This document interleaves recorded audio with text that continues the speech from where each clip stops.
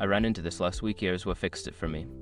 If you're really looking to add funds to your Payoneer account securely, follow these simple steps. Step 1. Log into your Payoneer account. Start by visiting the Payoneer website and logging in with your credentials. Make sure you are using a secure network to protect your account. Step 2. Navigate to the Add Funds section. Once logged in, find the Add Funds option in the main menu.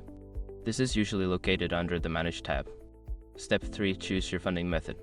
Select your preferred method for adding funds, such as a bank transfer, credit card, or receiving payments from other Payoneer users. Each method has different processing times and fees. Step 4. Enter the required details. Fill in the necessary information based on the funding method you selected. For bank transfers, you might need to provide your bank account details. Double check for accuracy to avoid delays. Step 5. Confirm the transaction. Review all the details you entered and confirm the transaction. You should receive a confirmation email once the funds are successfully added to your account. Keep an eye on your email for any updates. Adding funds to your Payoneer account can be straightforward if you follow these steps.